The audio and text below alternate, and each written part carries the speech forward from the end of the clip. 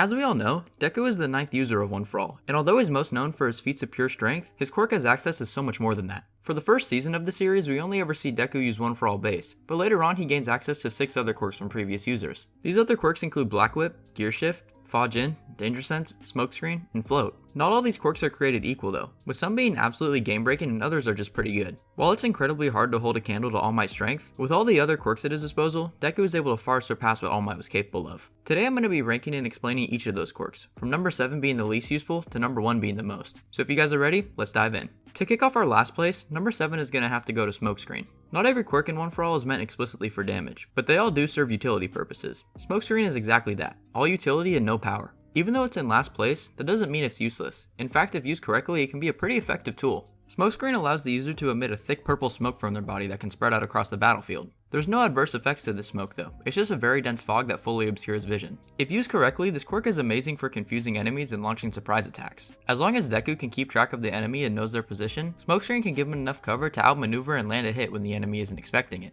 The only problem is it's also easy for Deku to lose sight of his opponents too if he's not careful, as he doesn't have any way to just x-ray vision right through the smoke. We see this in his second fight with Muscular, when we see him make this mistake and lose sight of his opponent. And if the enemy has some way of blasting away the smoke, or if the environment is too wet and humid, the smoke becomes much less effective as it spreads out. So yeah, it definitely has its use cases, but overall it's just a weaker ability that's only meant for specific scenarios. There's nothing wrong with that though. It's not like every quirk needs to be some offensive trump card. In fact, extra utility does a great job at providing Deku with plenty of options and versatility for whatever battle he may find himself in. Alright, moving on to our next spot, number 6 is going to have to go to the quirk Float. I was considering putting Smokescreen ahead of Float at first, but after thinking it over I think it makes more sense for Float to rank above it. They're pretty similar in terms of usefulness, but Float is an ability that gives Deku more options than Smokescreen does. Float is another quirk that doesn't provide Deku with any combat utility, and it just does exactly what it sounds like. Float lets Deku pretty much turn off gravity, so it's pretty much just a purely self-inflicting version of Uraraka's quirk. What puts Float above Smokescreen though is how it gives Deku a lot more options for moving in the battlefield. While he's already great at moving without Float, having the ability to turn off gravity while he can already reach insane speed lets him move in ways that enemies can't expect. He can also just straight up fly with his quirk, letting him traverse terrain and long distances much easier than other heroes. Combine this with the Blackwhip slingshot,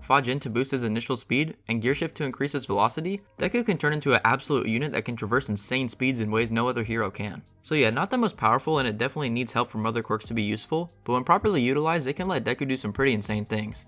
Alright, now we're on to number 5, and things are starting to heat up a bit. This spot's gonna go to Danger Sense, and it's also the last utility only quirk that Deku has. While Smokescreen and Float are both great in certain scenarios, Danger Sense is literally always good no matter what fight he's in. Like the previous two, it has no offensive capabilities, but it's probably Deku's best defensive quirk. Having durability is great, but what's even better is never even getting hit in the first place. I'm not saying that Deku can avoid every attack with Danger Sense, but it sure as hell helps. The way Danger Sense works is by sending sharp pain signals to the user's head, alerting them of any malicious intent directed their way or in their general direction. Think of it like a Spidey sense, but a lot more annoying. While this quirk is great for predicting enemy movement and staying alert to surprise attacks, it has some drawbacks too. For one, the pain that it caused in Deku's head was originally really rough, and although he was able to withstand the pain after training, the pain is still there. It's also very hard for Izuku to be in large crowds of villains, or even upset people for that matter, as that negative energy gets triggered by the quirk and can overwhelm him. The quirk is also not triggered if the user never perceives the aggressor as a threat, or if the threat is harmful without intent. So if there were to be some kind of accident that would harm Deku, Danger Sense wouldn't go off, as there is no malice behind the encounter. On to the good things though. Like I said, Danger Sense is great for reading enemy movements. Before Deku is even attacked, he can predict what the enemy might do, or at least have a warning before the attack is let off. It's also especially great if he loses track of his target, as Danger Sense can pinpoint where the person is, giving him a way to sense them without actually seeing them. It might not be the most fun quirk to have, but for Deku's mission, Danger Sense was absolutely a huge help. Moving on, we're starting to get to the hacks abilities, with all the ones from here on out being combat specific quirks. Number 4 is going to have to go to Jin with its energy storing properties. Honestly, I wanted to rank this one higher, but the other quirks are just so good that I couldn't put this one above them, so I had to put it here.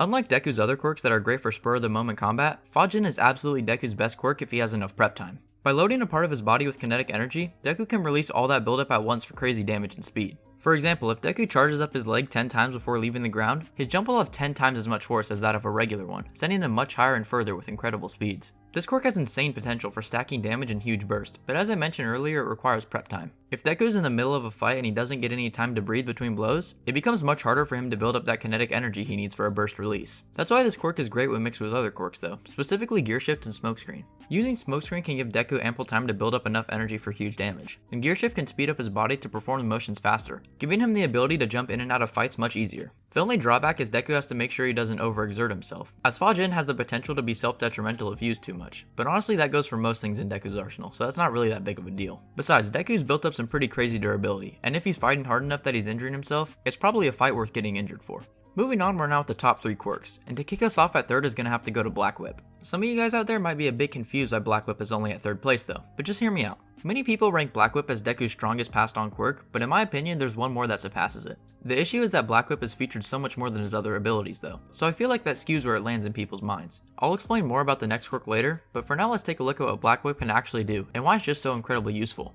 Blackwhip are the dark green tentacle things that come out of Deku's body that he can use for a variety of things. For one, they're absolutely great for movement. Blackwhip can pretty much act as Spider-Man webs, letting Deku swing around at high speeds. Combine that with some of Deku's other quirks and he becomes extremely hard to read during battle. He can also use Blackwhip to charge like a slingshot and launch himself, gaining massive amounts of distance. The next thing that we mostly see it used for is grappling. Deku can catch and wrap enemies to lock them down, stop objects from flying into him or his team, save pedestrians or allies from a distance. The possibilities of this quirk is just endless. Thanks to One For All, the quirk itself also seemed to have grown greatly in power, and while it's not usually used for its destructive potential, its power alone is still very impressive. While not used as much, he can use this quirk to wrap around his body, giving him extra support and stability. In terms of abilities that Deku has used most and mastered, Blackwhip is probably his number 1 and for good reason. All these other quirks are generally great but more situational, even this next one, but Blackwhip's an ability that really has no drawbacks and can adapt to any situation.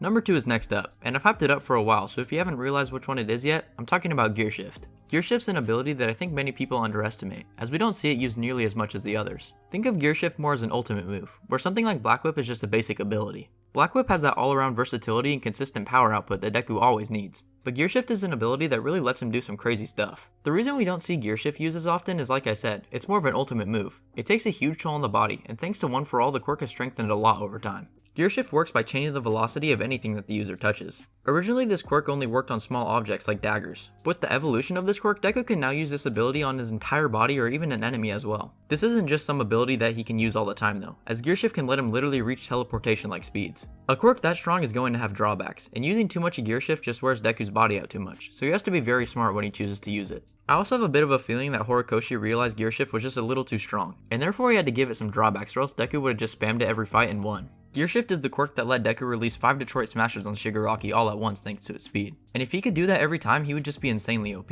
He's not just using something to make him go fast like Fajin releasing energy, or using float in a Blackwhip slingshot. He's literally affecting the molecular level of his cells to change their speed, being able to blitz faster than anyone else in the verse. Ignoring actual teleporters, that is. This ability has crazy potential, but it makes sense why most of the stuff we see of this quirk comes from his final fight. It's not just something that he can bust out whenever he wants to.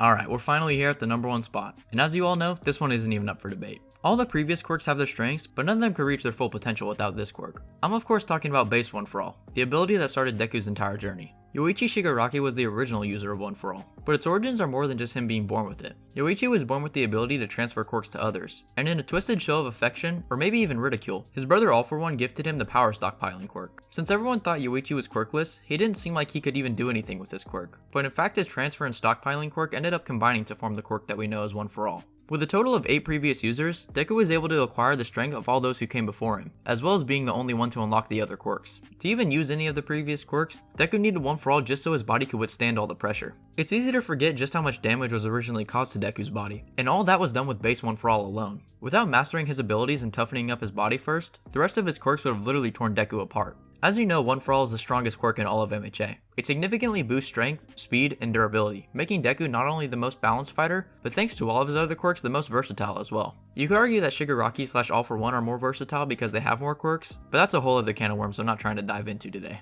But anyways, that about wraps up the rankings. By the way, just remember that the way I rank these isn't exactly how good Deku is with each quirk, or even how often he used them. It's specifically the actual power of each of these quirks. When doing research for this video, I found people saying all kinds of different things, so you may disagree with this a bit, and if you do, just drop it down in the comments why you think differently. It's a show about superpowers after all, so it's pretty hard to give definitive answers about the logistics of them and having everybody agree. But yeah, that's about all I have for you guys, so if you enjoyed this video, make sure to hit that like button and subscribe for more vids like this one. I hope y'all have a great rest of your day, and I'll see you in the next one. Peace!